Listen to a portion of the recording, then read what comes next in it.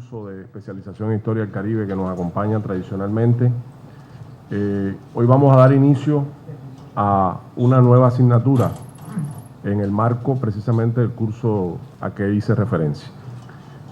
Esta asignatura se titula, en general, Historia Económica del Caribe, y va a ser impartida por el amigo licenciado en Economía Eduardo Klinger Pevida, profesor que está aquí junto a nosotros y para el cual pido un fuerte aplauso.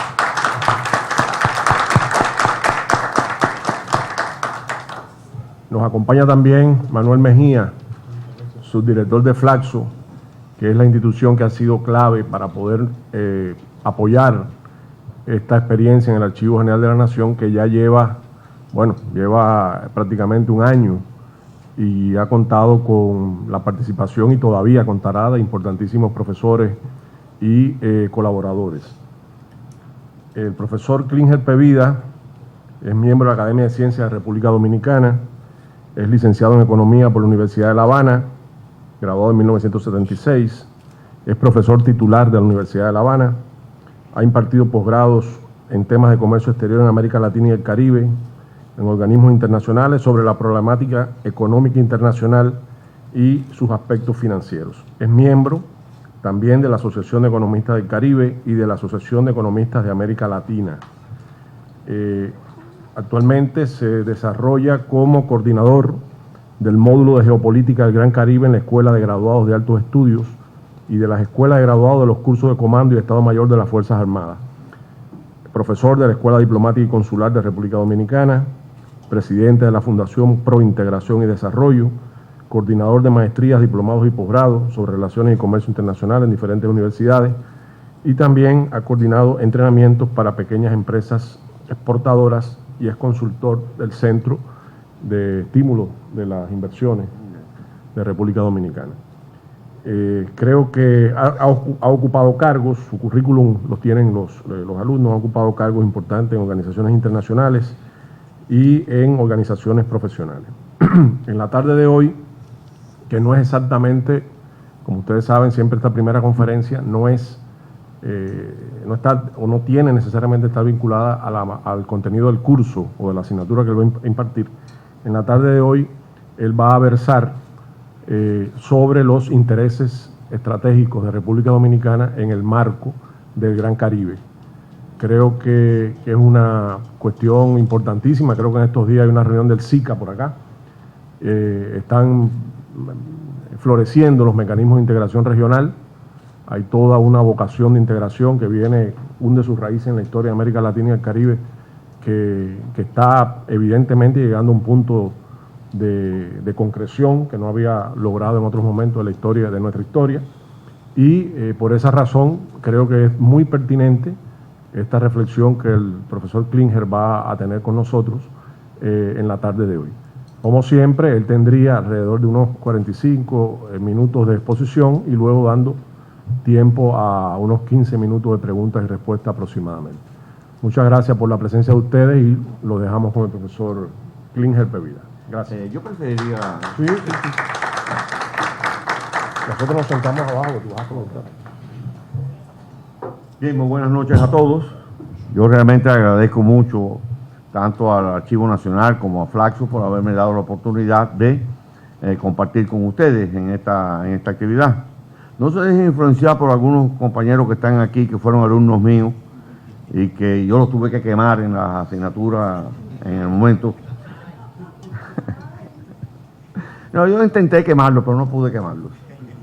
Bien, realmente decir que se va a hablar de los intereses estratégicos de la República Dominicana en el Gran Caribe significa enfocar un problema crucial para el país. Bueno, ustedes pudieron inferir de la reseña curricular que yo soy cubano, vine a este país hace 20 años. Estoy naturalizado y por lo tanto cada 4 años ya me manchan el dedo, ¿no? Pero realmente en este país, en lo que se refiere al Caribe, ha habido un cambio importante en estos últimos años. Al momento de llegar aquí y empezar a interrelacionarme académicamente con las universidades, en cursos de maestría y posgrado que impartía, me encontraba que realmente en el país había una gran mayoría de la población que no se reivindicaba a sí mismo como caribeño, e inclusive que no se conocía. Una buena parte de la población no tenía un conocimiento de lo que era el Caribe. Eso ha cambiado sustancialmente. Hace unos años, hace 5 o 6 años, como coordinaba el posgrado de geopolítica del Gran Caribe en las Fuerzas Armadas, logré que en ese momento pues hiciéramos un viaje a Trinidad y Tobago, sin duda el país más importante de los de habla inglesa en el área del Caribe. Fuimos alrededor de 42, 43, excepto yo que había vivido en Trinidad y Tobago, siendo funcionario de la CEPAL para el área del Caribe. El resto no habían conocido jamás ningún país del Caribe. Pero esa no es la realidad de hoy. La realidad de hoy ha ido cambiando sustancialmente y en el país hay una comprensión creciente de la relevancia e importancia que tiene el Caribe para la República Dominicana. Y es muy lógico que sea así, porque primero tenemos que definir bien claro de qué hablamos cuando hablamos del Caribe, porque en eso todavía hay algunas discrepancias. Para algunos, cuando se habla del Caribe, se está hablando de las islas. Para otros, cuando se habla del Caribe, lo interpretan como CARICOM. Y realmente, si interpretamos Caribe como las islas, estamos dejando una parte del Caribe fuera de nuestro enfoque y nuestro análisis. Si interpretamos el Caribe como CARICOM, también estamos dejando entonces fuera de nuestro análisis y de atención una parte importante del Caribe. Hoy día se ha extendido y se ha impuesto un concepto del Caribe de carácter geopolítico. Es el concepto Gran Caribe. El concepto Gran Caribe es un concepto netamente geopolítico, no es un concepto geográfico. Y no tiene relación ninguna con aquello de la iniciativa para la cuenca del Caribe, que se puso muy en boga en la época del presidente Reagan, cuando propuso su programa sobre la cuenca del Caribe. En verdad, aunque este enfoque de Gran Caribe es un enfoque que se ha venido imponiendo a partir de una comprensión geopolítica, una visión geopolítica de todo el área, pueden encontrarse referencias mucho más atrás. Hay un libro fundamental que yo les recomendaría a todo el que esté interesado sobre el Caribe leer, que es El Caribe, Frontera Imperial, de Cristóbal Colón a Fidel Castro, del profesor Juan Bosch.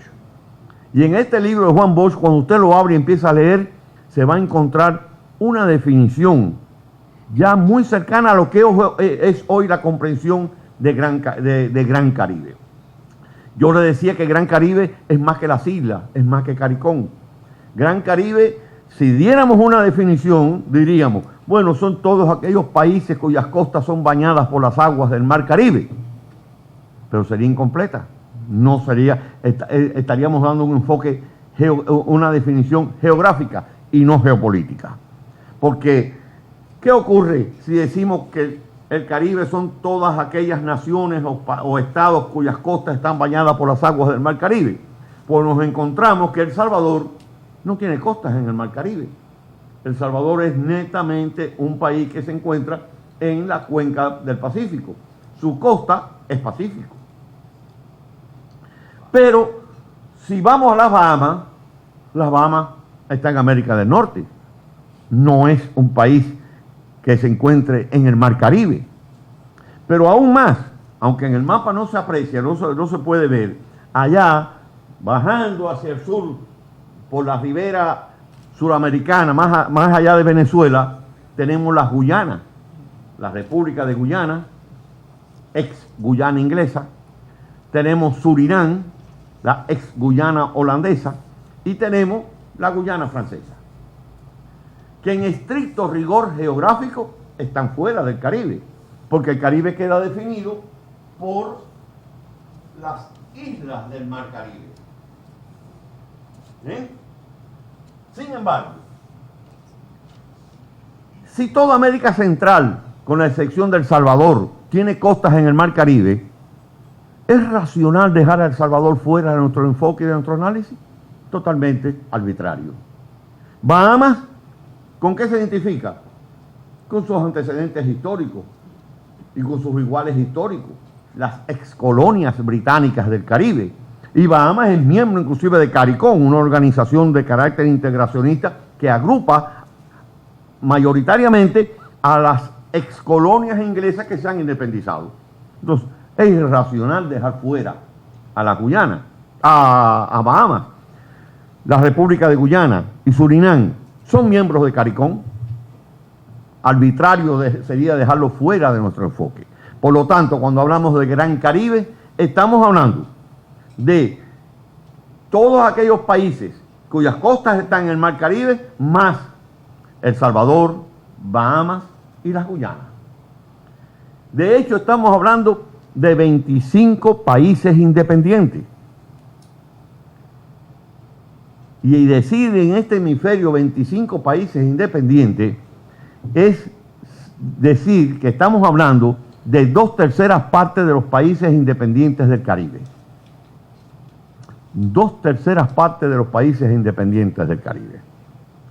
De los países independientes del hemisferio. No América Latina, del hemisferio. Del hemisferio. Porque ¿cuántos países independientes hay en el hemisferio? Algunos, por lo que muchos han repetido, pudiéramos decir que son 34, porque cuando existía aquello de la Cumbre de las Américas, el ALCA, se hablaba de 34 países, porque se dejaba fuera Cuba, cosa que es impensable. ¿Bien? Por lo tanto, en el hemisferio hay 35 países independientes. Estamos incluyendo, lógicamente, porque hablamos del hemisferio, a Estados Unidos y Canadá. Por lo tanto, decir que el núcleo de los países del Gran Caribe comprenda 25 de los 35 países del área, estamos señalando que la importancia y relevancia política de este aglutinamiento de países es esencial para cualquiera de esos 25 países, porque agrupa 2/3 partes de los países del hemisferio. Pero vamos más allá. ¿Quién puede negar ni discutir que este hemisferio ha cambiado políticamente en los últimos años? Ha cambiado tanto que en enero de este año la cumbre de la CELAC, una organización que ya no es CEPAL, que ya no es OEA, ¿bien?, se dio en Cuba. Cosa impensable hace unos pocos años atrás. Son expresión de los cambios geopolíticos que se han dado en el área. Por lo tanto, el ser parte integrante de estos 25 países que comprenden el Gran Caribe tiene una relevancia política esencial, crucial. ¿Quiénes son los que están fuera de lo que sería el Gran Caribe? Y aquí al decir que están fuera es un poco relevante. Hay que referirse a eso. Bueno, es indiscutible. Estados Unidos y Canadá no son parte del Gran Caribe. Pero además Sudamérica, excepto Venezuela y Colombia, que sí son parte del Gran Caribe porque sus costas son caribeñas, y México, que Yucatán es Caribe, los otros países suramericanos no son Caribe. Sin embargo, se nos presenta una situación muy peculiar. Y es de las cosas que vamos a mencionar y que tendremos que detenernos en el curso, que es la realidad de un programa de carácter estratégico, energético, que por mucho que algunos, fundamentalmente por prejuicios ideológicos, cuestionan y critican, que es Petrocaribe, si no existiera Petrocaribe, este país se lo estuviera llevando el diablo. Es la realidad. Pero ya Petrocaribe en estos momentos es mucho más que un programa de financiamiento, de facilidades financieras para la factura petrolera. Petrocaribe avanza ahora a la creación de una zona económica Petrocaribe, ZEP, Zona Económica Petrocaribe, con pretensiones integracionistas, que no es necesario pertenecer a a otra cosa para ser parte de Petrocaribe. Y cuando digo otra cosa lo encomillamos. Y es que la mayoría de los países del ALBA, la Alternativa Bolivariana de las Américas, mecanismos de integración, son parte de Petrocaribe. Pero además, Venezuela, que lógicamente es el eje central de Petrocaribe, es miembro de Mercosur. Y un miembro, lógicamente, influyente por su poderío económico, más allá de las situaciones internas que puedan estar pasando. Por lo tanto, la zona económica Petrocaribe, si bien se centra en los países que son partícipes de Petrocaribe, está promoviendo que participen en acciones de esta zona económica los países del ALBA que no son parte de Petrocaribe. ¿Y cuáles son los países del ALBA que no son parte de Petrocaribe? Ecuador y Bolivia. Pero se está yendo más allá y se está buscando que además Mercosur sea partícipe de aquellas acciones en las cuales los países miembros de Mercosur quieren incorporarse en este esquema de integración. La realidad de América Latina ha cambiado. El fallo histórico de América Latina es no haber sido coherente y consecuente con el pensamiento bolivariano, con el pensamiento de Simón Bolívar. Si América Latina hubiera sido consecuente con Bolívar cuando llamó hace casi 200 años a la integración de los países de América Latina, la historia de este continente habría sido distinta. Y es más, la historia del mundo habría sido distinta. Si no, pensemos en lo siguiente. Cuando Bolívar convocó a la llamada Conferencia Anfictiónica de Panamá de 1826, permítanme un paréntesis, ¿por qué Bolívar le llamó Conferencia Anfictiónica? Porque pensaba en la anfictionía. ¿Qué era la anfictionía? Aquella reunión de las ciudades griegas que conferenciaban para aglutinar fuerzas. Si América Latina hubiera sido consecuente con el pensamiento bolivariano y se hubiera unido en aquella conferencia de Panamá de 1826, observen cuántas cosas habrían sido distintas. Inglaterra no se hubiera podido apoderar de las Islas Malvinas en 1833. Las Islas Malvinas seguirían siendo Argentina. Si América Latina se hubiera unido, México no hubiera perdido la mitad de su territorio por la voracidad imperial de la época. Si América Latina se hubiera unido, Centroamérica no hubiera tenido que soportar la bota extranjera que decapitó el proceso unitario centroamericano. O es que se nos olvida que cuando eran colonias eran las Provincias Unidas de Centroamérica, con una capitanía general, un gobierno centralizado en Guatemala. Sin embargo, cuantas veces se intentó unificar a América Central, se abortó. Y a uno hasta lo fusilaron, en Morazán. Eso no hubiera ocurrido si América Latina se hubiera unido. Si América Latina se hubiera unido, Puerto Rico y Cuba no hubieran llegado a finales del siglo XIX, siendo todavía colonia de España, para entonces cambiar de coloniaje. ¿Cuántas cosas habrían sido distintas? Por eso, un poquitico más de 60 años después de la muerte de Bolívar, José Martí decía, lo que Bolívar dejó pendiente está en América todavía. Y lo más triste es que más de 100 años después que Martí lo dijo, pendiente está todavía ese destino histórico de América Latina. Aunque nunca antes como ahora, parece estarse avanzando por el camino de la integración real de los países latinoamericanos. Y eso, lógicamente, es de importancia crucial para nuestros países. La integración latinoamericana no es contra nadie. A veces la ultraizquierda trasnochada piensa que cuando se habla de integración se está hablando de una herramienta para ir contra Estados Unidos. Vamos a hablar las cosas claras. Y la derecha, la ultraderecha también muy trasnochada, piensa que usted está hablando algo para alejarse de Estados Unidos. Y la integración latinoamericana no es para ir contra nadie, es para ir a favor de nuestros países. Solamente unidos, América Latina tiene posibilidades de desarrollo. Y solamente unidos podremos lograr que, vamos a decirlo en términos modernos, ¿bien?, que las potencias hegemónicas nos respeten y nos vean como posibles compañeros de viaje y no como los maleteros que vayamos detrás de ellos en sus viajes. Solamente así podremos lograrlo. No es contra nadie, es a favor de nosotros. Y pareciera ser que efectivamente América Latina en estos momentos está avanzando.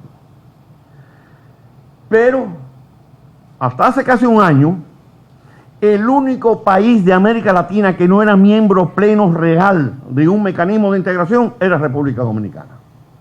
Increíble, pero cierto. El año pasado, en junio, República Dominicana entró oficialmente como miembro pleno del Sistema de Integración Centroamericano, el SICA. Y si no hubiera sido por la situación que surgió con relación al dictamen del Tribunal Constitucional con relación a los ilegales, en estos momentos ya estaríamos también dentro de CARICOM. Pero ustedes saben la situación que surgió con CARICOM. Pero no hay marcha atrás. CARICOM necesita República Dominicana. Y República Dominicana necesita también a CARICOM. En algún momento, más temprano que tarde, República Dominicana será también miembro de CARICOM. Y algunos podrán decir, bueno, pero ¿para qué ser miembro de tantos mecanismos de integración? Bueno, porque realmente América Latina tiene pendiente hacer converger todos los mecanismos de integración que existen.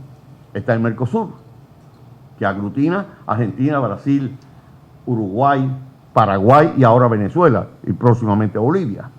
Está la Comunidad Andina de Naciones, que aglutina a Bolivia, Perú, Colombia, Venezuela y Ecuador.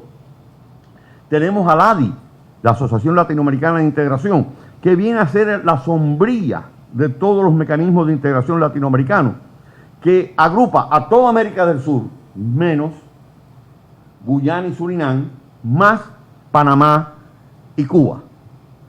Tenemos el Sistema de Integración Centroamericano, que ya ustedes conocen, agrupa a los países centroamericanos. Y tenemos CARICOM, que agrupa a las islas independientes de habla inglesa del Caribe, más Surinam, más Haití. En algún momento todos estos mecanismos de integración tendrán que converger a un solo esfuerzo de integración. ¿Y qué futuro realmente podemos esperar de la integración?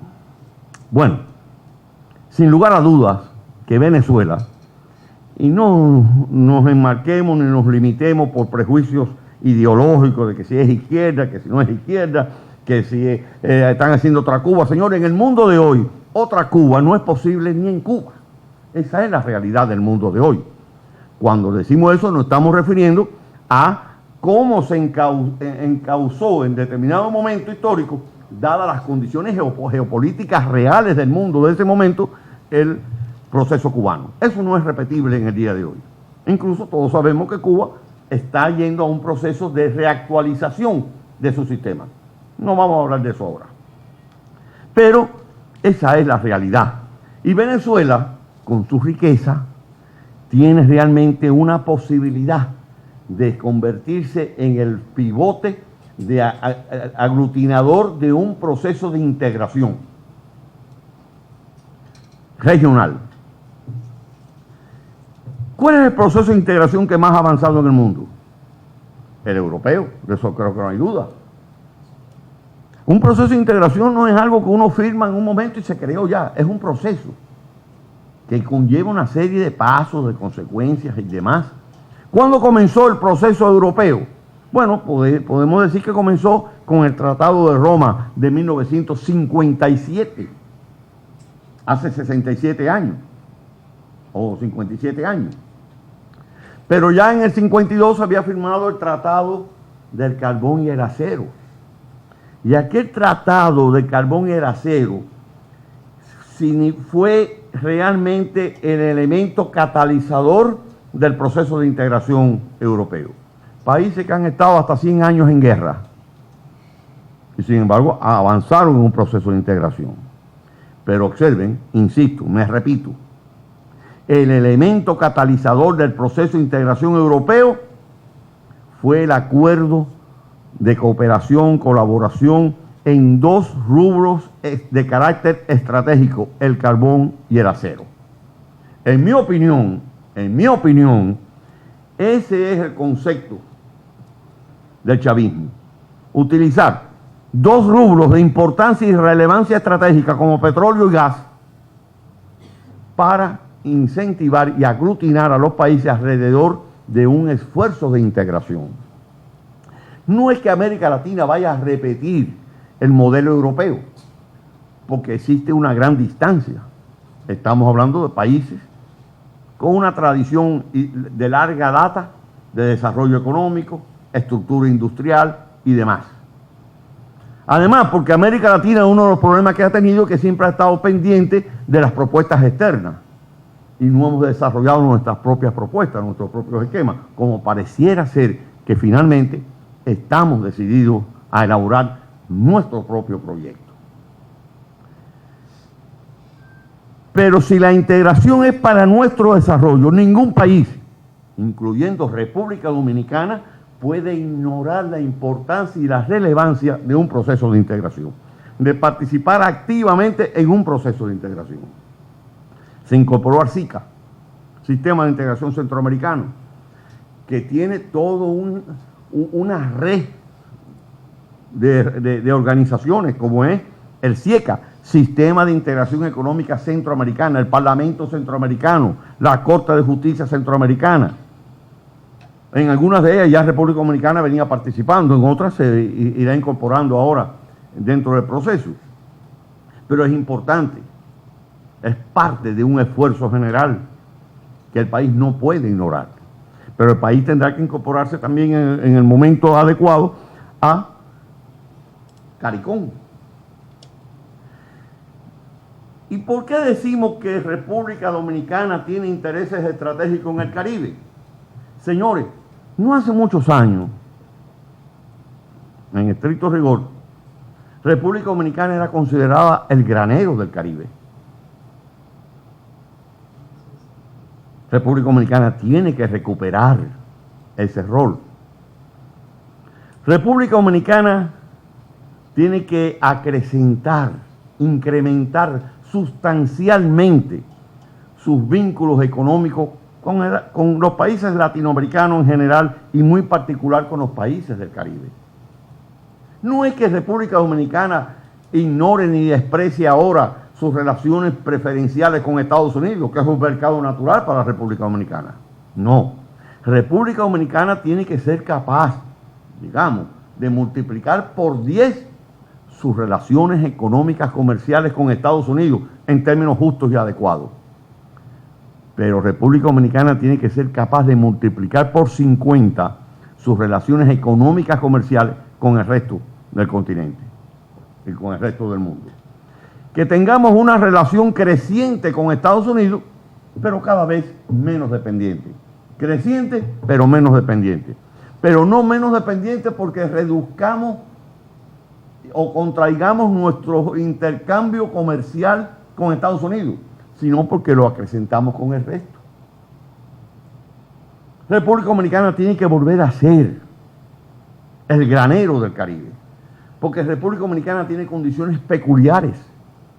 Territorialmente, Cuba es mucho más grande que República Dominicana, 2 veces y media casi más grande que República Dominicana. Sin embargo, la orografía cubana es muy distinta a la dominicana.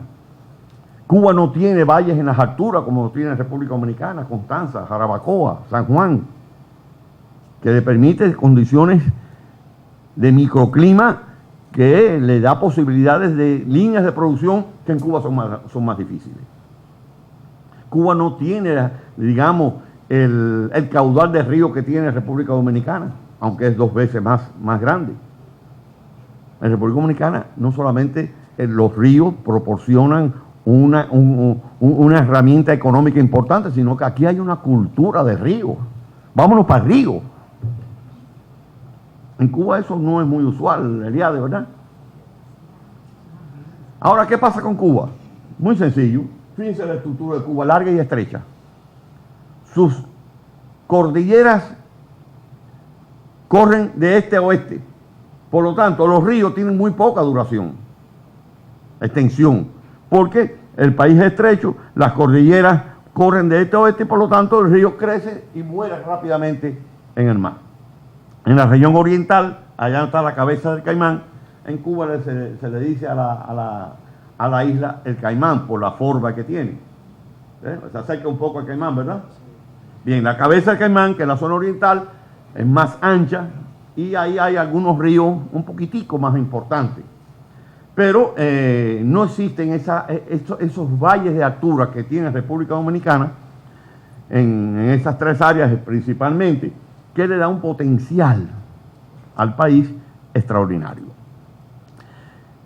Hace unos años me invitaron a dar una charla en un evento en Santiago de los Caballeros sobre el Caribe.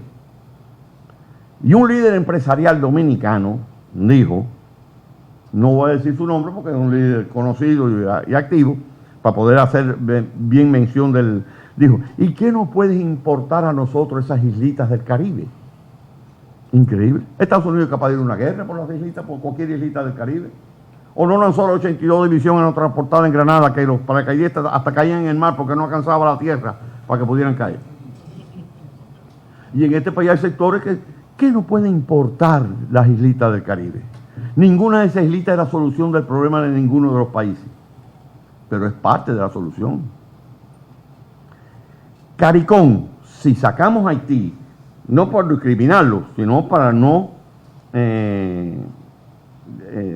¿cómo se dice? Para no tergiversar el análisis, porque Haití es nuestra frontera y realmente en estos momentos es ya el segundo socio comercial del país. Vamos a sacar del análisis de CARICOM a Haití. Estamos hablando de unos 7 millones de habitantes y casi 25 millones de turistas. Islitas que en su mayoría son de origen volcánico, que casi no pueden producir nada. La mayoría de ellas son montañosas. Para dar respuesta a las necesidades del turismo, tienen que importar. Y República Dominicana, lógicamente, aún con los problemas que podamos tener de competitividad, puede estar presente en el Caribe con ventaja. Si el Caribe, CARICOM, sin Haití, importa unos 10.000 millones de dólares anuales, de los cuales 5.000, 6.000 son alimentos de origen agropecuario, República Dominicana, muy modestamente, haciendo un análisis muy moderado, podría suministrarles a ellos 500, 600 millones anuales. Muy moderado, sin duda el potencial es mucho mayor. Pero tenemos una idea de lo que significaría para este país de momento incrementar sus exportaciones del sector agropecuario en 500, 600 millones al Caribe inglés que están en otras costas. Tendría un impacto socioeconómico extraordinario en este país. Y es verdad que por la cercanía geográfica, las ventajas de cercanías y demás, los fletes, algo que hay que resolver, podríamos tener ciertas ventajas, pero el país tiene que trabajar en función de estimular al sector exportador. En una ocasión hablaba con un exportador dominicano que me decía que él estuvo exportando de 20 a 25 furgones semanales de productos del agro a Puerto Rico y que estaba exportando 4 y 5.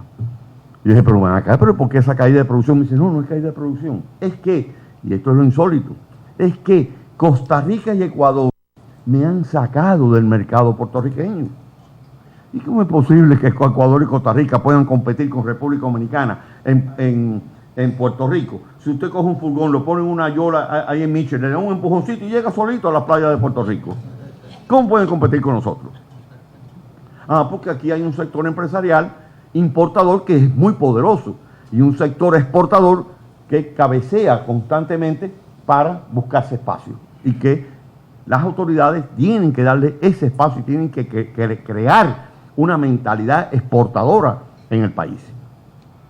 Por lo tanto, estamos viendo, primero, desde el punto de vista político, haciendo un breve resumen hasta aquí, los 25 países independientes, miembros del Gran Caribe, del cual República Dominicana es parte, significa para este país un gran potencial de influencia política y un gran potencial de defensa ante presiones externas.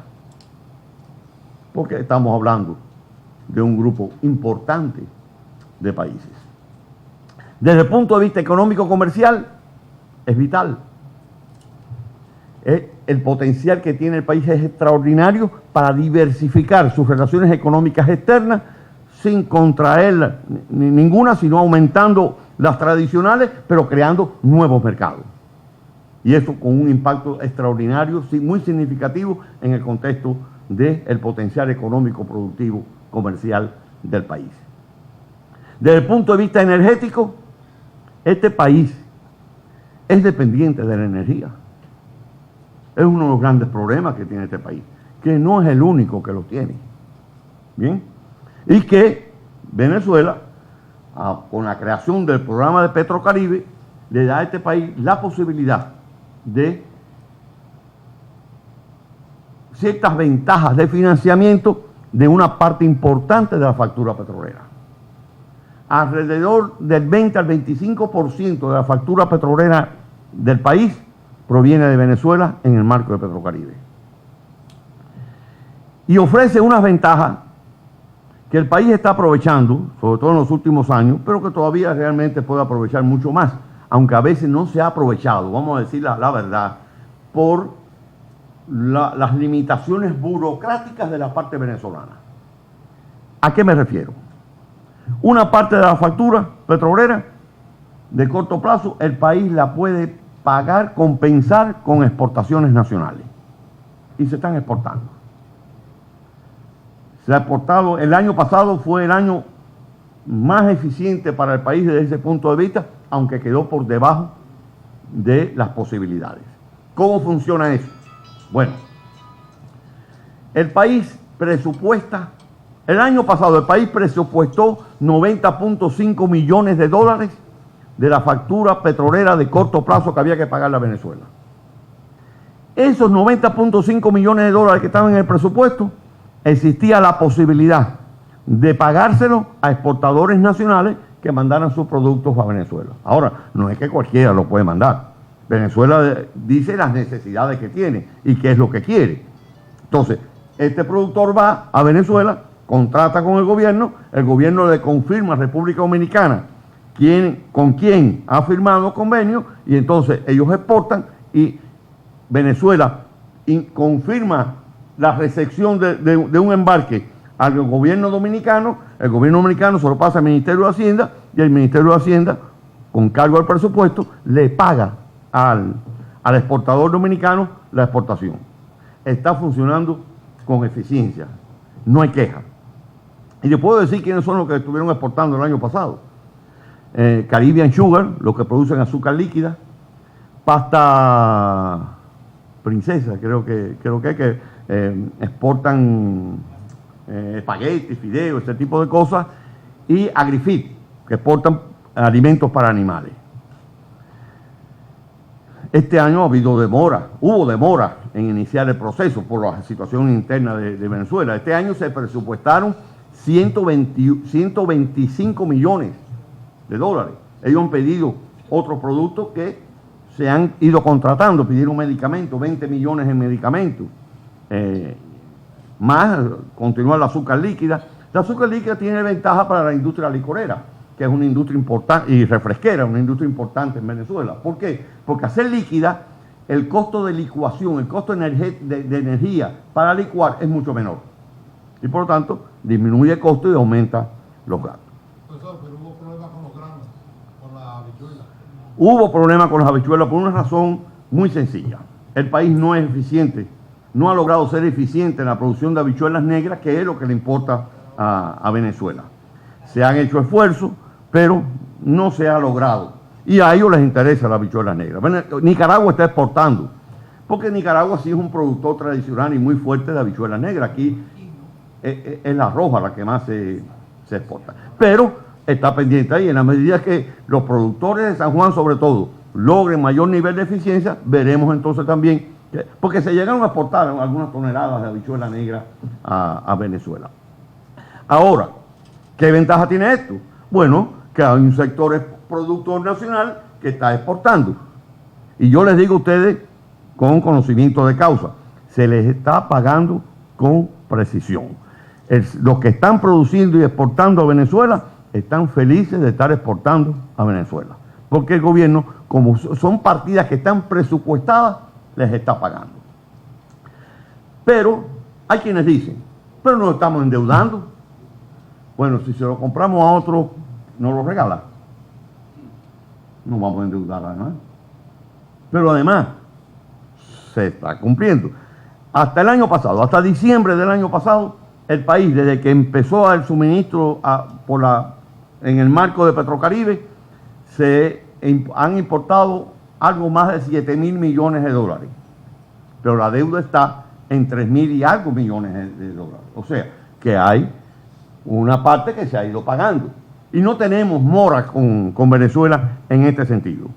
Bueno, el país puede comprárselo a otro, pero las condiciones de financiamiento van a cambiar sustancial y radicalmente. ¿Sí? Por lo tanto, desde el punto de vista de la incidencia política que tiene el Gran Caribe, es relevante para el país. Desde el punto de vista del potencial económico comercial, es importante. Y desde el punto de vista de las posibilidades de integración, es extraordinariamente relevante. Ahora, la República Dominicana tiene que ponerse las pilas, sin dudas. ¿Bien? Les voy a hablar de cosas y potencialidades que no estoy descubriendo el agua tibia. Eso está perfectamente en conocimiento de todos los sectores y todos los factores.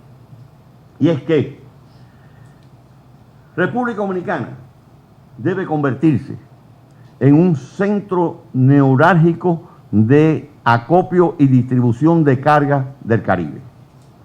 Observemos el Caribe, pequeñas islitas, en su gran mayoría.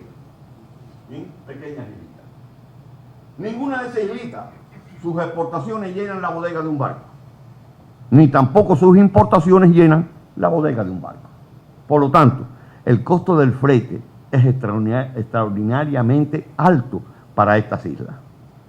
¿Qué sería racional? Que un sistema de transporte marítimo tipo cabotaje, o sea, pequeños barcos que recorran todas estas islas, recojan las exportaciones y las lleven a un punto de acopio. Y que las importaciones de estas islas, un barco grande que venga de Estados Unidos, de Europa, la descargue en un lugar, estos pequeños barcos la cargan y la distribuyen en las islas del Caribe. ¿Cuál es el centro neurálgico que podría ser para el acopio, para esta función de distribución de carga? República Dominicana. Tiene una potencialidad excepcional, pero además, ¿y la infraestructura? La infraestructura existe, una buena parte de ella. ¿Sí? Porque aquí tenemos uno de los puertos marítimos más eficientes del mundo. Y yo no trabajo con Caucedo, pero es real. Es un puerto que funciona con un alto nivel de eficiencia y que tiene condiciones para recibir una buena parte de esa carga. Pero tenemos también Jaina Occidental, que desde que se hizo una concesión ha aumentado su nivel de eficiencia de manera importante y ha sido reconocido por los organismos internacionales que emiten documentación que certifican los niveles de eficiencia de los puertos. Estamos hablando Costa Sur. Por lo tanto, vienen pequeños barcos para abaratar los costos de transportación, recogen, traigan a la costa sur de la República Dominicana, ya sea Caucedo o Jaina, y descargan ahí. y esa carga se acopia y se envía entonces a los destinos, Estados Unidos, Europa. Pero todavía se puede mejorar esos niveles de eficiencia, porque una vez que estén aquí, bueno, tienen que hacer un recogido. Sin embargo, el puerto natural, el mejor puerto natural de República Dominicana, Manzanillo. Es el mejor puerto natural de la República Dominicana. Caucedo no es un puerto natural, es un puerto artificial que se creó. Pero Manzanillo es el mejor puerto que tiene el país, desde el punto de vista de sus características naturales. Se ha hablado millones de veces de que si los árabes, que si aquello, que si lo otro, que una inversión, que se va a mejorar el puerto, y no acaba de lograrse eso. Pero habrá que llegar a eso, necesariamente. Y tendremos que llegar a un momento en que Manzanillo cuente con una instalación portuaria de primer orden. Pero entonces tenemos un problema. Las exportaciones de las islas del Caribe se recogen, se dejan en el sur, ¿y cómo se llevan para el norte? Hay que llevarla por tierra. Y por tierra, el sistema más eficiente de transporte terrestre es el tren, no hay otro. Es el sistema ferroviario. Por lo tanto, habría que crear una comunicación ferroviaria sur-norte. Cuando yo le decía a ustedes de que no estoy descubriendo el agua tibia, les puedo decir lo siguiente: recuerden que uno de los proyectos que está en carpeta es crear una línea ferroviaria Jaina Alcarrizo, creo que era, Santiago, porque sería una primera fase. Después Jaina o Caucedo Alcarrizo sería más, porque estamos hablando que esto es de superficie, esto no es un metro, es de superficie. Y después Santiago llevarlo hasta Manzanillo. Hay que llegar ahí. ¿Bien? Y se va a llegar porque realmente sería crucial para el país. Ahora bien,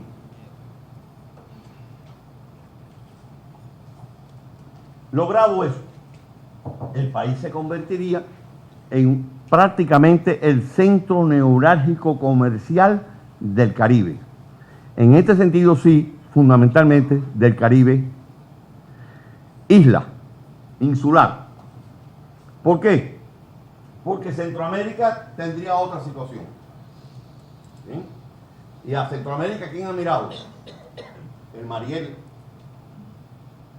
Lo que se acaba de inaugurar en Cuba, en enero, con inversión brasileña, en el Mariel, es pensando precisamente en un mecanismo de distribución y acopio de carga hacia Centroamérica, hacia los Estados Unidos. Porque, señores, el bloqueo a Cuba, la cuenta regresiva comenzó. Eso realmente no tiene más, no hay espacio para que dure más tiempo. Y por eso los inversionistas, en este momento hay ya 23 ofertas de inversión de grandes inversionistas para el Mariel. Podemos preguntarnos, bueno, pero ¿por qué el Mariel? Bueno, el Mariel por dos razones fundamentales. Una, porque es un puerto de características naturales excelentes, también de profundidad. Pero podría haber sido La Habana. Pero La Habana tiene un problema. ¿Quiénes conocen Cuba aquí? Bueno, La Habana tiene un problema.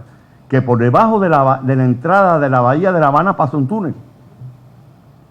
Y la construcción del túnel impide dragar para profundizar para que pudieran entrar lo que se pretende que entre al Mariel, que son superbarcos, supertanqueros, supercargueros. Para que entraran supercargueros había que dragar, pero no se puede dragar porque la parte de arriba del túnel está a una altura que no permitiría el tipo de calado que tienen los supercargueros. Por eso hubo que hacerlo en el Mariel, que está a unos 40, 50 kilómetros de La Habana. Por lo tanto, Centroamérica apuntaría en esa dirección. Mire, yo acabo de llegar de Miami, no me he sacudido todavía el polvo del camino. Bien, yo del aeropuerto vine para acá. Ayer la prensa de Miami señalaba que 43 altas personalidades políticas norteamericanas y empresariales, incluyendo algunos que han ocupado altos cargos en el Departamento de Estado, tanto con la administración Clinton como la administración Bush, elevaron una carta a Obama pidiendo que amplíe las relaciones con Cuba y que le ponga fin a la mayor parte de las medidas del bloqueo. Y dicen mayor parte porque muchas de ellas son leyes que no puede Obama eliminarlas, tiene que eliminarle el Congreso. Pero eso es expresión de que ya la cuenta atrás empezó. Y como Obama no puede aspirar a la reelección, es de suponer que en los 2 años que le quedan, él avance en esa dirección. Pero sigamos con República Dominicana. Estoy en tiempo, ¿verdad? No, yo espero que antes de las 11 haber terminado. Señores, hay un proyecto que puede asustar, pero los estudios están hechos. Desde el punto de vista tecnológico, las soluciones están disponibles. Desde el punto de vista económico, es factible, no es nada espectacular. Y es que en una primera fase se conecte Puerto Rico con República Dominicana. Bueno, ahí viene el susto. Ay, pero bueno, los que se van. Bueno, eso tiene solución, porque no vamos a hacer una carretera para que todo el mundo pase. Pero en todo caso, el problema de ellos, controlar que no lleguen allá. ¿Sí? Pero eso es un problema realmente de segundo nivel. Ahora bien, cuando ese ferrocarril llega a República Dominicana, ¿qué ocurre? Tendría 2 rutas, una ruta sur y una ruta norte. Se pretende primero desarrollar la ruta sur, donde una parte de la misma tiene la infraestructura porque existen los rieles del sector azucarero. Por lo tanto, y además, estamos hablando de superficie. Y llegar entonces a Haití. Y ahí, bueno, entonces el problema sigue de nuestro. ¿Bien? Pero eso perfectamente también se puede controlar. Y se llega a Haití. Porque recuerden que Puerto Príncipe está aquí. Por lo tanto, esta conexión sur, y estamos hablando ya de que Haití es el segundo socio comercial de República Dominicana. Bien. En volumen, en términos de exportaciones nacionales, es el primer socio. Recuerden, que no lo sabe, bueno, esto se lo explico brevemente. Las exportaciones de República Dominicana se dividen en 2 sectores. Economía nacional, que son las llamadas exportaciones nacionales, y las exportaciones zona franca. La mayor parte de las exportaciones a Haití son nacionales. ¿Ok? Por lo tanto, desde el punto de vista de destino de las exportaciones nacionales, Haití es el principal destino, con más de $1.000 millones anuales ya en estos momentos. Desde el punto de vista de las exportaciones totales, es el segundo destino, superado ampliamente por Estados Unidos. Se habla que entonces habría también una conexión norte, que también entraría para acá y llegaría a Cabo Haitiano, pasaría por Cabo Haitiano, que es otro punto importante de la economía haitiana. Y en una tercera fase, vendría la conexión Haití-Cuba. Ahí pueden haber indudablemente factores políticos. ¿Bien? Pero igualmente son controlables. Ahora bien, ¿qué pasa con Cuba? La parte del mar, la infraestructura marítima, hay soluciones técnicas para eso sin mayor problema. Ahora, cuando lleguen aquí, hay un pequeño problema. Superado ese, todo queda expedito. Y ese primer problema es que esa es una zona montañosa en Cuba. ¿Ok? Por lo tanto, realmente, sacar al tren de la Sierra Maestra, que es lo que está ahí, bueno, requiere una inversión, que no es astronómica. Pero, superado eso, la infraestructura está ahí, porque en Cuba existe el tren diario. Existe una conexión Habana-Santiago, estamos hablando de 1.000 kilómetros, Santiago-Habana diaria, en 2 direcciones, de trenes, de pasajeros y de carga. Además, entre todas las provincias existen comunicaciones ferroviarias. Por lo tanto, En Cuba, llegado a Cuba, la situación está resuelta. Bueno, y la cuarta fase. ¿Que por qué no pensar que se llegaría también a una cuarta fase? Que sería conectar Cuba con la Florida.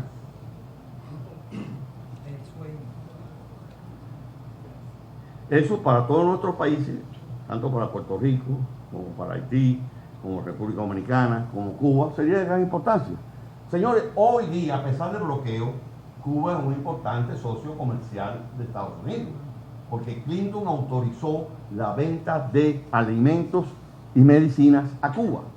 Y se exportan anualmente, se han llegado a exportar 700, 800 millones de dólares de Estados Unidos a Cuba. Lo que no permiten es las exportaciones de Cuba a Estados Unidos. Cuando llegó Bush quiso acabar con eso y puso una condición.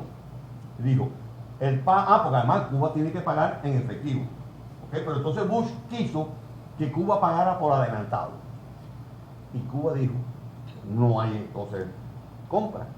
Y el sector empresarial norteamericano, que sí sabe valorar centavo a centavo, presionaron y se restableció y sigue existiendo las exportaciones norteamericanas a Cuba, que resultan onerosas para Cuba porque tiene que pagar en efectivo y de una vez. No hay financiamiento. Pero yo recuerdo una vez, Mario se debe recordar de eso, estaba en la Academia de Ciencias. Yo estaba escribiendo en esa época en El Siglo, y escribí un artículo que le titulé El bloqueo de Cuba a los Estados Unidos. O sea, en vez del bloqueo de Cuba, el bloqueo de Estados Unidos a Cuba, de Cuba a los Estados Unidos. Y es que ya en ese entonces el sector empresarial norteamericano se quejaba de que estaba perdiendo un mercado extraordinario. Por eso es que Clinton, bien, aflojó esa medida con relación al bloqueo. Por lo tanto, estamos hablando de que República Dominicana, una vez más, y también en este sentido, cuando se llegue a ese paso, va a constituirse en un elemento crucial del desarrollo de todo el Caribe. Desde el punto de vista de seguridad, tenemos que mencionarlo, ya para terminar este aspecto. Y es que el Caribe, que algunos llaman Mesoamérica, porque se encuentra en el medio entre América del Norte y América del Sur. El Caribe está a mitad de camino entre las zonas productoras de droga y las zonas consumidores y los mercados consumidores de droga, con intensas relaciones comerciales con esos mercados consumidores, con intenso flujo turístico con esos mercados consumidores. Pero en el Caribe hay más de 20.000 kilómetros de costas. Resulta difícil garantizar la seguridad y la inviolabilidad de 20.000 kilómetros de costa. República Dominicana es un atractivo para el narcotráfico internacional, porque tiene unas relaciones comerciales intensas con los mercados consumidores, porque recibe 5 millones de turistas con miles de vuelos anuales, y por lo tanto resulta atractivo. Y por lo tanto el narcotráfico constituye una amenaza importante, muy importante para la seguridad, la estabilidad y la integridad social de la República Dominicana. De ahí la importancia de que se pueda buscar nuevas formas de enfocar, porque hay una realidad. La llamada guerra contra las drogas se perdió, está perdida. Eso ya lo reconoce todo el mundo, lo reconoce Estados Unidos. Yo no estoy promoviendo la legalización de la droga, pero hay que buscarle alternativas a los mecanismos que hasta ahora se han usado. Pero además, ¿quién es el más afectado por el narcotráfico? Estados Unidos. Pues entonces, el que tiene que correr con la mayor parte de los costos. Porque en nuestro país se tienen que hacer inversiones multimillonarias para combatir el narcotráfico, que es correcto, pero que el principal afectado, que además es el más rico del mundo, corra con menor parte de los costos. No es que corra con menor parte de los costos, pero que debiera correr con un segmento mayor de los costos del combate al narcotráfico. Droga, un problema serio del narcotráfico, de la seguridad en el área del Caribe. No es el único. el crimen organizado está en el área. El narcotráfico es parte del crimen organizado. ¿Bien?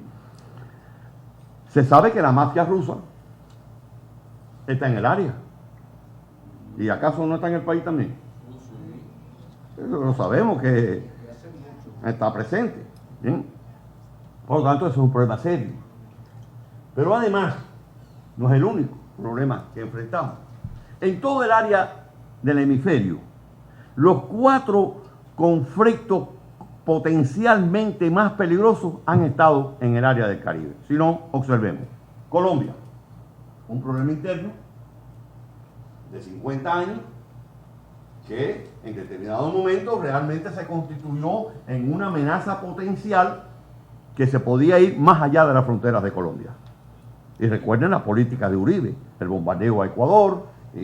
Bien, en estos momentos pareciera que finalmente ese país está en camino de desactivar ese problema. Venezuela, un problema serio. ¿Bien?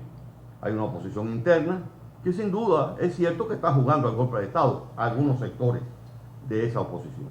¿Cuál era el juego? El juego que se ha aplicado en otros países, que era una situación de inestabilidad interna y que un sector de las Fuerzas Armadas interviniera para sofocar el problema. No se dio, pero no deja de ser un problema. Pero imaginemos, aunque Maduro no tiene el arraigo popular que tuvo Chávez, que era un hombre carismático y demás, pero detrás de Maduro está el chavismo, con una política social importante. Si Maduro se monta mañana en un helicóptero y el helicóptero realmente tiene un accidente y se cae, ¿qué va a pasar en Venezuela? ¿Quién va a creer que fue un accidente? La posibilidad de una explosión social está latente. Y la posibilidad de una desestabilización de Venezuela estaría latente. Y eso tendría consecuencias muy graves para toda la región. Pero bien, ya vimos Colombia, vimos Venezuela. Haití. Bueno, Haití existía la posibilidad de que en el papel de que una situación extrema pudiera provocar una estampida de haitianos hacia la República Dominicana. De cierta forma se dio una situación extrema que más grave que esa es difícil que se dé, el terremoto, y no se dio esa estampida. Pero si se produjera en determinado momento, República Dominicana, en pleno derecho y ejercicio de defender su soberanía, tendría que desplegar fuerzas para impedir un éxodo masivo de haitianos hacia el país. Pero eso tendría un costo político para la República Dominicana. La República Dominicana tendría que acudir urgentemente a Naciones Unidas y pedir el despliegue de una fuerza internacional. ¿Lo aprobaría Naciones Unidas? ¿Lo aprobaría?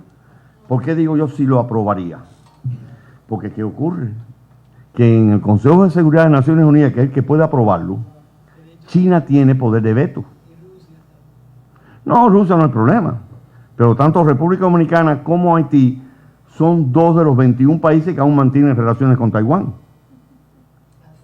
Ustedes saben que hace como 3 o 4 años, el primer ministro de Moldavia, creo que fue, había roto con Taiwán y había establecido relaciones con China. Y parece que un día se levantó con resaca y dijo, yo me equivoqué. Rompo de nuevo con China y vuelvo con Taiwán. Pero como a las 6 semanas se iba a debatir en Naciones Unidas la prórroga de las fuerzas internacionales de Naciones Unidas desplegadas en Moldavia.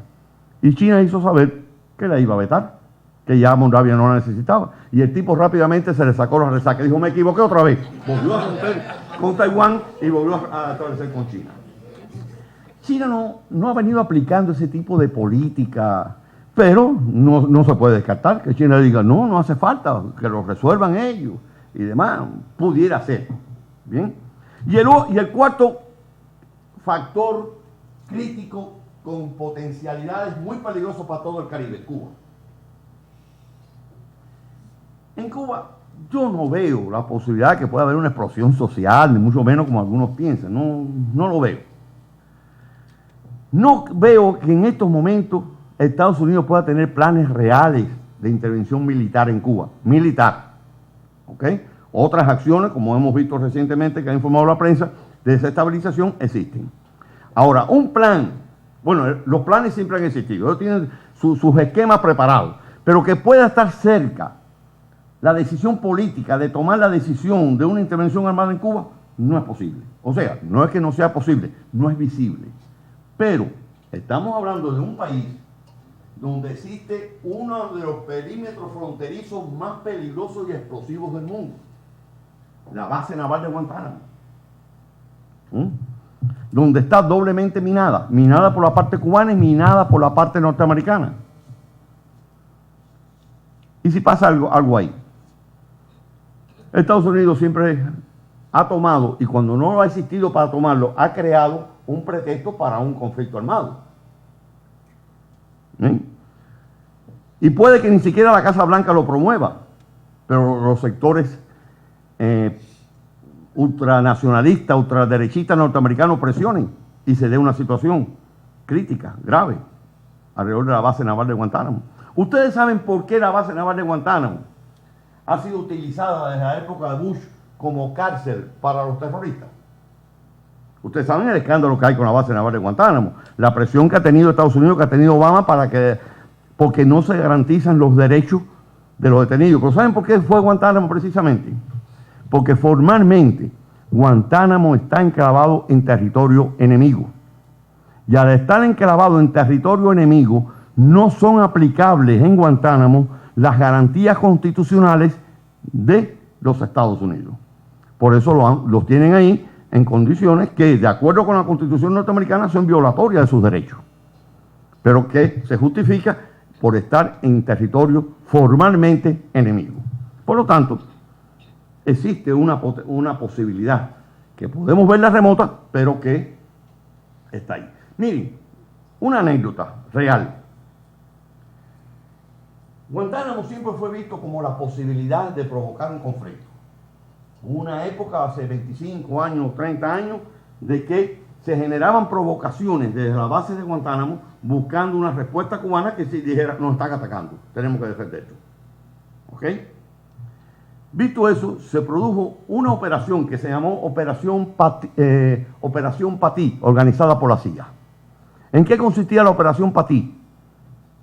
Un desembarco de un comando que haría a Cuba días antes de los discursos del 13 de marzo de Fidel en la Universidad de La Habana. El 13 de marzo se conmemora en Cuba el asalto al Palacio Presidencial que encabezó el directorio estudiantil, y Fidel siempre hablaba en la escalinata de la universidad. Entonces, el comando desembarcaba. Una parte del comando iba hacia La Habana y la otra parte del comando iba hacia las cercanías de la base de Guantánamo. El que iba hacia La Habana iba a atentar con fusiles de medida telescópica de los edificios cercanos contra Fidel. Anunciada la muerte de Fidel, los que iban para la base naval de Guantánamo iban a utilizar unas bazucas y unos morteros e iban a tirar contra la base. ¿Qué se iba a decir? Raúl Castro, en venganza por la muerte de su hermano, ha atacado la base naval de Guantánamo.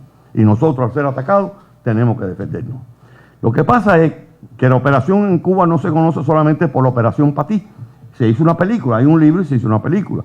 Se conoce como Operación Patí Candela, porque la Operación Candela era una operación de la contrainteligencia cubana que tenía penetrado el programa. Y cuando desembarcaron, el jefe del comando que iba para La Habana era un agente de la seguridad cubana. Y el segundo jefe que iba para Guantánamo era otro agente de la seguridad cubana. Cuando se separaron, los cogieron. Pero lo importante de esto no es lo anecdótico de esa situación, sino de cómo se iba a utilizar la base para crear un conflicto que justificase la intervención militar norteamericana. Entonces, ese es un peligro, quizás muy lejano en estos momentos, pero potencialmente posible. Y señores, 10 años antes del 11 de septiembre, 10 años antes del 11 de septiembre, en 1991, un comando islámico tomó por asalto el Congreso de Trinidad y Tobago. Tuvo una semana de rehenes al gobierno en pleno y a todo el poder legislativo reclamando la creación de un gobierno islámico en Trinidad y Tobago. 10 años antes del 11 de septiembre. En el Caribe está presente el problema islámico. En su gran mayoría no constituyen una amenaza. Pero ¿quién puede descartar que no existan grupos con afanes terroristas? No sabemos de que en Haití en los últimos 5 años se han construido como 4 o 5 mezquitas islámicas. Que hace unos meses en Miami se condenó a 30 años a un haitiano vinculado a Al Qaeda. Por lo tanto, son desafíos, son peligros que este país no puede ignorar. Muchísimas gracias por la atención que me han prestado.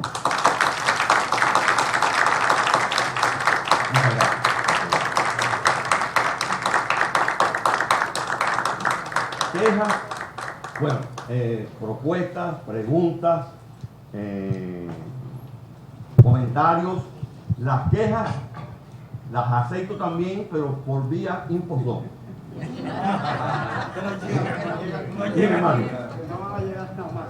Profesor, antes de... Antes de hacer la pregunta, y voy a comenzar por la última parte suya, donde habló del problema de islamismo. Yo creo que antes que eso está algo que usted sabe pero que se le olvidó, porque se lo mandamos por impostón, y es que el problema climático de la amenaza a las islas pequeñas, Claro. Eso está ya ahí, a la vuelta de la esquina, más cerca que los islámicos. Entonces, mire, yo le quiero preguntar, a la vez que le digo que esta conferencia suya es mucho más que magistral, y yo recuerdo que usted hace muchos años está en eso. A mí me hubiera gustado que usted hubiera entrado en la parte causal de por qué la República Dominicana no puede incrementar su producción para convertirse en lo que usted dice que tiene ese potencial. Porque claro que usted lo dijo, por la cantidad de datos que aportó, lo dijo por arribita, pero en un análisis interesante y detenido hay que ver por qué aquí una economía de sueldos de miseria y de pobreza, sueldos de indigencia y de pobreza, que son dos niveles diferentes, parece que eso es imposible. Y segundo, que en cuanto al CARICOM, si usted cree que es cierto lo que yo y otros pensamos, porque lo hemos leído, se lo hemos oído a usted también decir, de que aquí hay resistencia contra la República, que una cosa es expresarlo como deseable, ingresar al CARICOM, y otra cosa es que el CARICOM quiera que la República ingrese, porque sería un socio, sería un hermano grande que va a aplastar ahí estas pequeñas economías. Entonces parece que hay resistencia. Porque mire, la República se sometió hace años, hace 15, 10 años, ¿no? Y creo que usted me lo dijo una vez en la Academia de Ciencias. La República solicitó y no lo han aceptado todavía. Y si le sobra tiempo, algo que a mí ayer me llegó esta noticia, y entre las noticias que me están llegando que me va a dar un infarto, y es que el Mercosur va a aceptar, está en la posibilidad triangular la relación con Europa y los Estados Unidos, que la asociación con Europa se convierta en una asociación con los Estados Unidos por vía de Europa, por vía de esta APEA. Entonces volveríamos al ALCA de una manera disimulada. Esto es, si usted cree, como usted está muy afuera de la conferencia, pero está entre los peligros que hay en el horizonte. Eso es todo. Sí, voy un momentico a referirme a este tema para que no se me vayan a quedar algunos pendientes. Bueno, el cambio climático, sin lugar a dudas, es un desafío que tenemos, pero es universal, no es solamente de República Dominicana. El otro día en Miami, el senador Marco Rubio, de origen cubano, senador por la Florida, senador federal, oficializó su aspiración a ser candidato a presidente por el Partido Republicano.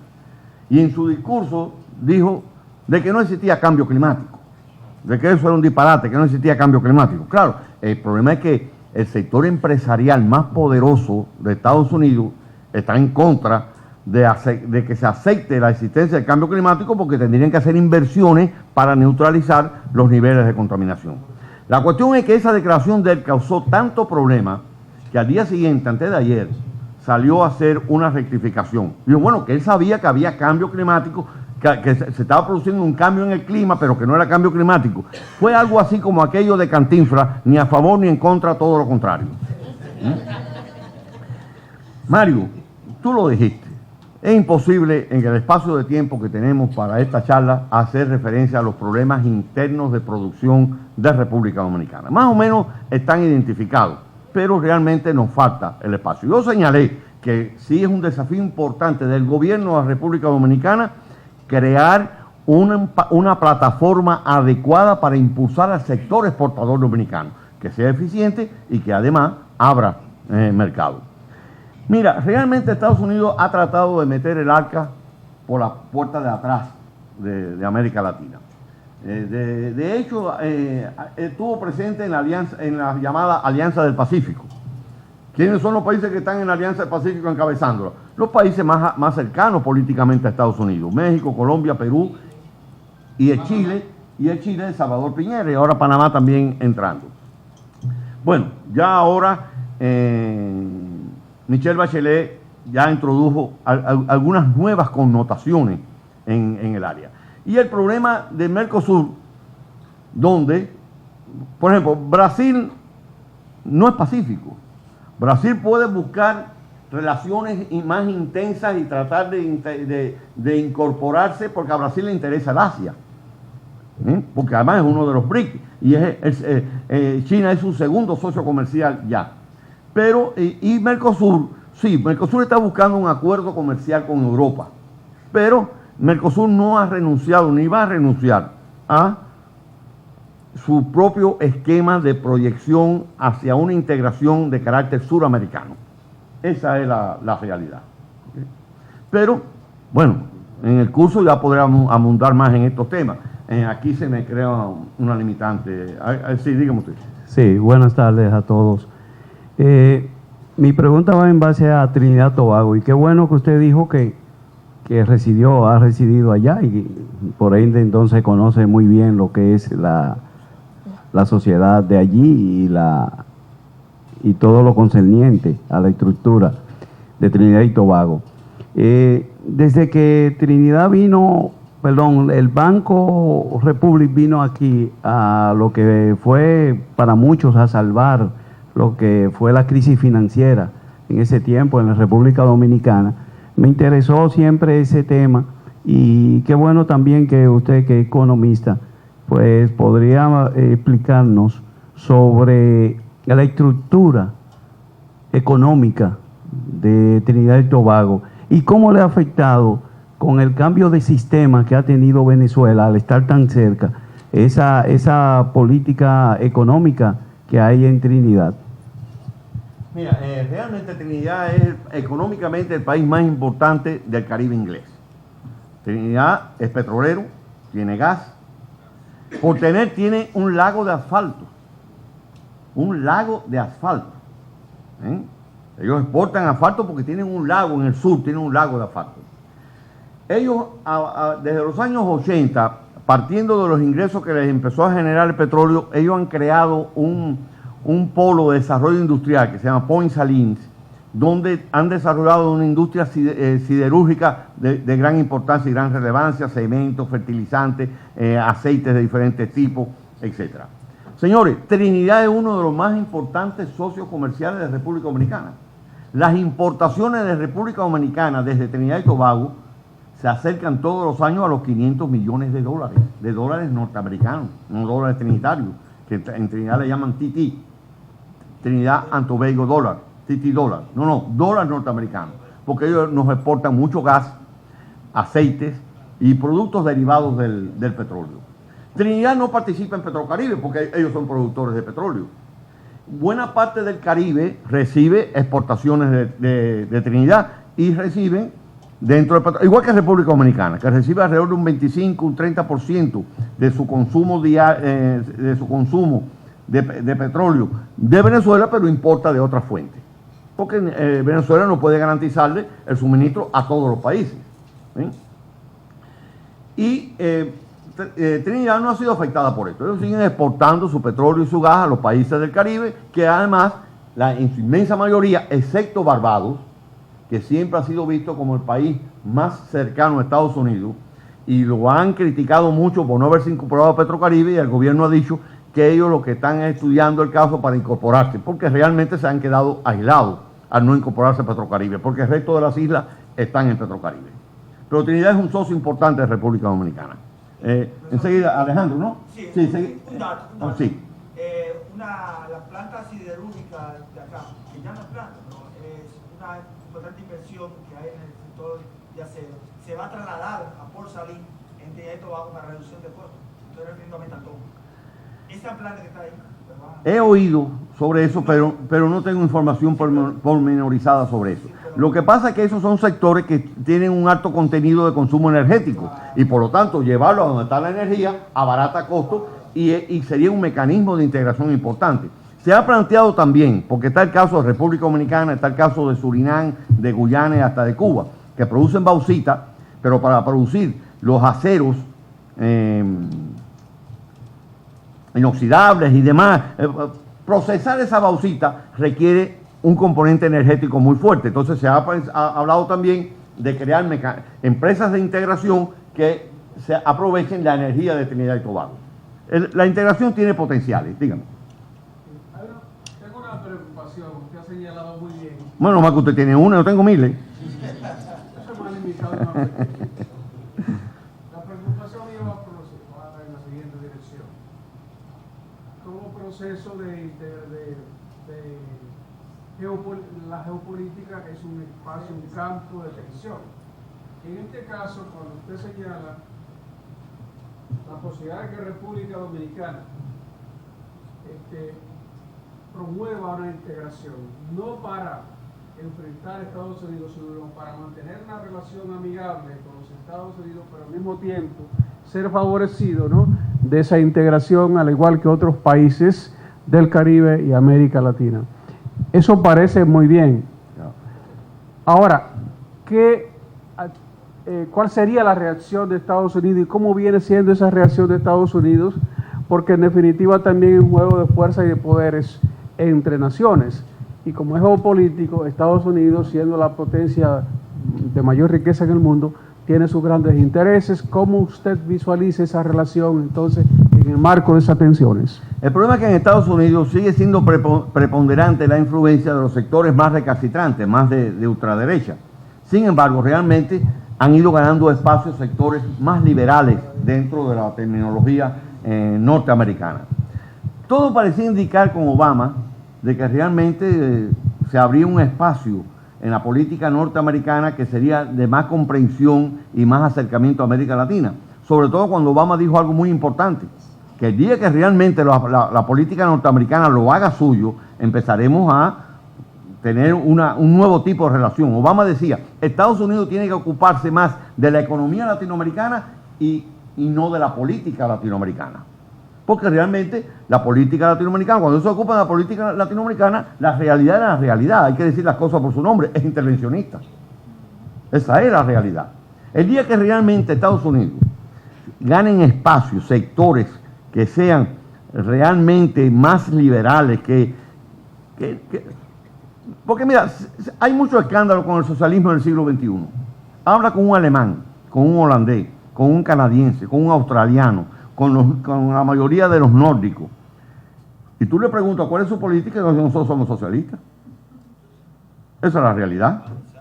Ellos te dicen que somos socialistas. ¿Y por qué ellos se consideran socialistas? Porque ellos quitan, vamos a decirlo así, quitan a los que más tienen para poder aplicar políticas sociales. Por eso dice que son socialistas. Y por eso tú ves que llegan a nuestros países tantos ciudadanos de esos países a hacer sus inversiones aquí. Porque en economía, y no puedo extenderme mucho en este aspecto, en economía, los países desarrollados, alrededor del 70-75% de sus ingresos lo obtienen por la vía del impuesto directo. ¿Cuál es el impuesto directo? El impuesto sobre el ingreso. Pero en nuestros países, la proporción es más o menos la inversa. Del 60, 70, 75%, los ingresos del Estado provienen de los impuestos indirectos. Los impuestos indirectos, que es el IVA o el ITEVI, a quien más afecta es al sector consumidor. El impuesto directo sobre el ingreso a quien más afecta es al sector de mayores ingresos. Claro, eso no se cambia por una firma. Eso lleva años. Entonces, realmente, claro, dentro de los países desarrollados, el que está más a la derecha, que no entiende, en Estados Unidos tú hablas de socialismo y le creas un trauma, caen en crisis. Pero en el resto de la mayoría de los países desarrollados, hasta digo Australia, Canadá, Alemania, ellos se declaran socialistas. Su política es socialista en el sentido de que tratan de beneficiar a los sectores más desposeídos. Ahora mismo, El País de hoy, el periódico El País de España de hoy, tiene un artículo donde resalta que Alemania, que sigue siendo el motor de Europa, está necesitando cada vez más inmigrantes, porque su población está envejeciendo, entonces no tiene cómo renovar su fuerza productiva. Y que realmente el año pasado fueron 400.000 inmigrantes a Alemania. Pero en Estados Unidos creo que todavía queda un trecho por avanzar. Sí. Buenas. Dado que usted llama a un grupo de personas ilegales y enlazó el Islam con terrorismo, ¿usted se considera, sí, bueno, cuando escucho que cuenta la anécdota, que Trinidad y Tobago hubo un movimiento islámico y después menciona como preocupante que hay 4 o 5 mezquitas en Haití, eso me suena a enlazar. Claro. Entonces, ¿usted se considera racista, islamofóbico o no? No, en lo absoluto. Pero entiende cómo se puede entender sus comentarios como racista. Se puede entender, no, se puede entender. ¿O son? No, permítame, se puede entender en el sentido de que los movimientos terroristas de hoy día más importantes y más activos, tienen una fuente islámica. La mayor parte del islamismo no es terrorista, pero realmente los que han sido más notables, más connotados, han sido grupos vinculados al Islam. Por eso digo, bueno, el hecho de mezquitas en Haití, fundamentalmente lo relacioné con el caso del haitiano acusado de terrorismo y condenado en Estados Unidos. No quiere decir que las mezquitas en Haití sean centros terroristas. Si di esa impresión, no fue la intención. Sí. Profesor, en su charla yo no escuché la palabra, en su charla no pude escuchar la palabra Antillas en ningún momento. ¿Ya en la geopolítica eso no se cuenta, no existe o qué? No es que no exista. Realmente es un aglutinamiento de países que ha caído en desuso, pero está presente en muchas bibliografías, las Antillas mayores y las Antillas menores. Y se puede utilizar, siempre y cuando, porque ¿qué ocurre? Que eso te resuelve un problema si vas a hablar solamente del Caribe insular. ¿Bien? Si vas a hablar solamente del Caribe insular, que si tú dices las Antillas mayores, estás incluyendo a países insulares que son miembros de CARICOM y que no son miembros de CARICOM, porque las Antillas mayores te comprende tanto la española como Puerto Rico, Jamaica y Cuba. Y algunos te incluyen las Bahamas también. Que eso te resuelve un problema geográfico. No quiere decir que no se use. Lo que pasa es que hoy día se está usando más el término geopolítico de Gran Caribe. Pero no es que esté en desuso. Bueno, se usa menos, realmente. ¿Usted cree que es el que haya surgido en Haití recientemente unas 6 mezquitas se debe al MINUSTAH, a las fuerzas pakistaníes que habían allá? No, parece ser, según algunos reportes de prensa, son grupos islámicos norteamericanos de mucho poder económico que han fomentado la extensión del Islam en Haití. Pero no parece ser que estén vinculados al MINUSTAH. Y ahí se va a mezclar con el vudú y va a salir algo nuevo. No, ahí sale una cosa rara. y los babalaos pues, de Cuba. Los babalaos cubanos. Colega, bueno, Eduardo, muy buena su presentación. Hay muchos puntos que podríamos abordar, pero sería bueno ya tratarlo en clase. Me voy a referir solamente a algo que en su charla no lo abordó, y es la ampliación del canal de Panamá, su influencia. Cierto. Yo hablé con él previamente, te dije, mira, tú me mencionas lo del canal, para que me dé chance a este. Y lo de la tortícolis, a mí me gusta mucho, yo leo norteña, me gustaría, porque yo lo leo mucho siempre, la tortícolis, y yo lo he mencionado, lo he asumido como mío también, sí. Pero bueno, vamos a referirnos solamente al impacto de la ampliación del canal de Panamá. Déjame decirle lo de la tortícolis que hace referencia. Es que yo he dicho en alguna conferencia, y yo escribí un artículo, yo tengo una columna los lunes en El Hoy. Y un día publicó un artículo que se llama así, Tortícolis Norteña Crónica. Yo digo que un problema de República Dominicana es que tiene el cuello virado hacia el norte y no mira hacia otras posibilidades, otras potencialidades. Y a alguna gente le ha encantado eso de Tortico del Norte. Yo voy a cobrar por el uso de eso. Pero mire, yo tenía ahorita en mente lo de los canales, y se me pasó. En primer lugar, la ampliación del canal de Panamá, que cumple este año 100 años de inaugurado el canal y ya resulta realmente obsoleto para el flujo de comercio, porque además es importante que tengamos en cuenta para comprender lo que está ocurriendo aquí, de que el centro de gravedad de la economía mundial se está desplazando, o casi ya podemos decir, se ha desplazado hacia Asia, hacia el Pacífico. China se ha convertido en el nuevo centro de gravedad mundial. Bueno, en los próximos días pienso poner un libro en circulación con ese título. Entonces, ¿qué pasa? Que el Atlántico, que hasta ahora era el centro de la economía mundial, se ha visto desplazado por el crecimiento que ha tenido Asia. Entonces, el flujo comercial Atlántico-Pacífico es muy grande. Panamá ha tenido que ampliar su canal, que se suponía que se inaugurase este año. Parece que por los problemas internos que han tenido no se va a inaugurar hasta el año que viene. Pero Nicaragua, que inicialmente el canal de Panamá inicialmente no iba a ser de Panamá, iba a ser de Nicaragua, porque en Nicaragua puede ser a nivel del mar. En Panamá, recuerden que por los desniveles ha tenido que ser a nivel de esclusas, llenar, subir el barco, pasar. En el caso de Panamá sería a nivel del mar, utilizando una buena parte del lago de Managua, ¿okay? O el lago de Nicaragua.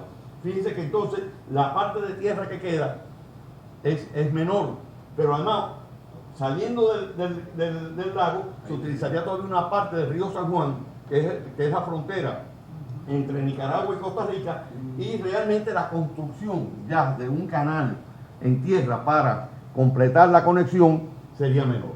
Se estima una inversión de 40 mil millones de dólares. Y los que están interesados en eso, que según se dice, han firmado, son los chinos. ¿Ok? Pero además, todo el mundo ha manifestado interés en el problema del canal de Nicaragua, porque lo saben que es viable. El ministro que sale ahora el ministro de Relaciones Exteriores de Panamá, que sale ahora del gobierno, dijo hace poco que primero se va a llegar a la luna, que Nicaragua tendrá un canal. Pero todo indica que sí va a tener su canal. Pero además, no solamente eso, Guatemala se ha planteado un canal seco, o sea, ferroviario, para conectar Pacífico con Caribe por vía ferroviaria. Pero además, ya aquí, bueno, no se ve en el mapa, pero aquí Colombia, igualmente con los chinos, porque señores, que sus hijos estudien mandarín, que estudien mandarín. Ya aquí los chinos han firmado para crear también un canal de comunicación terrestre, desarrollando aquí en esta zona una zona económica especial de ensamblaje de productos chinos para aquí distribuirlos hacia toda América Latina. Porque ya China realmente es un socio importante de toda la América Latina. Sí, dígame usted.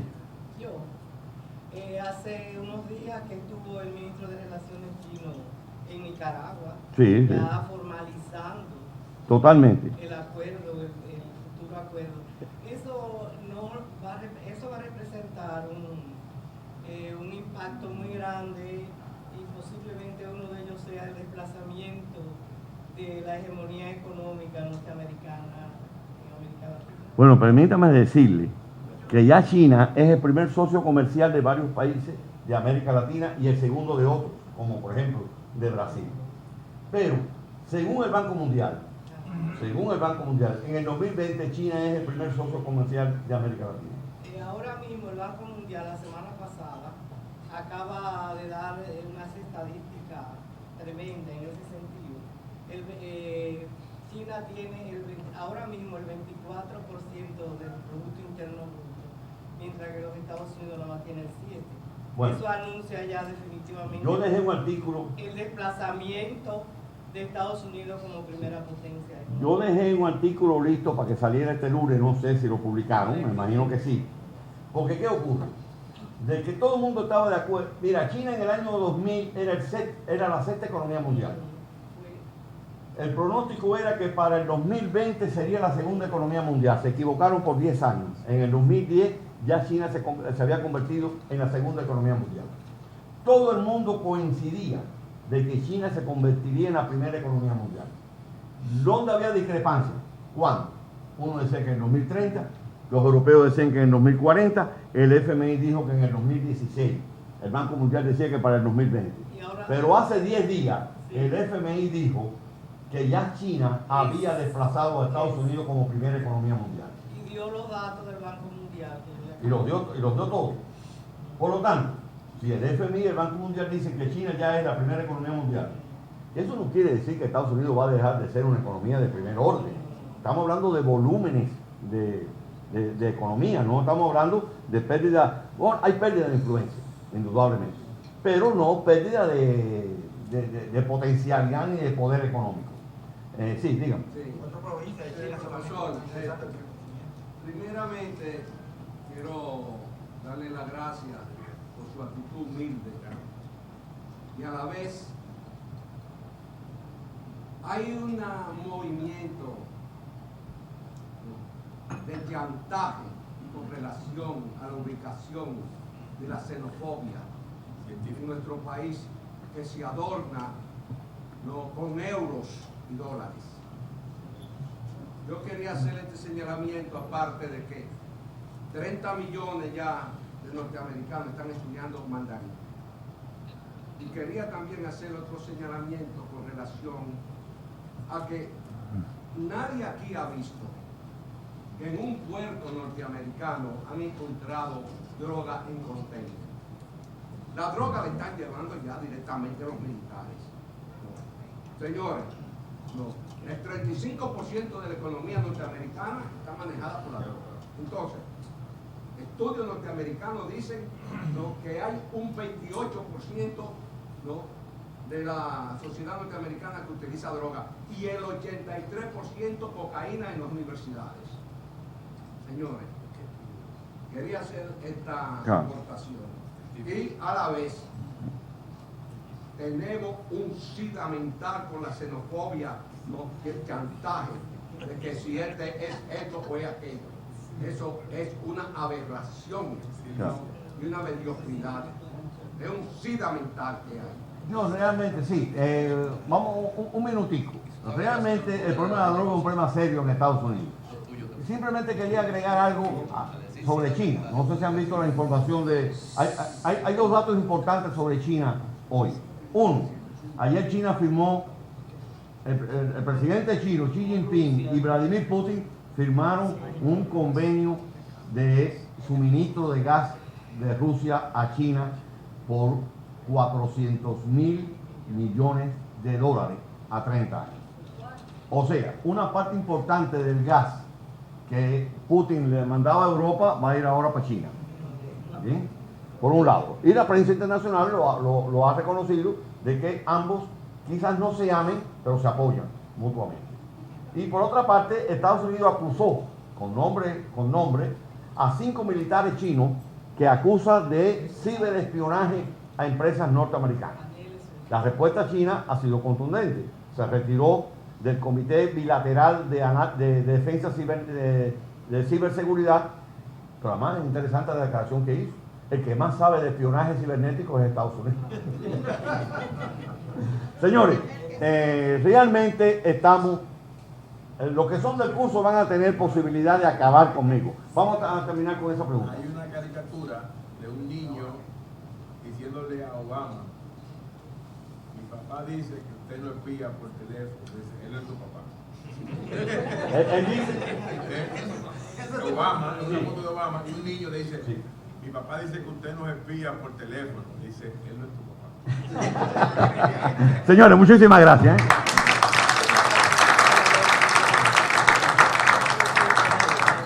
Profesor.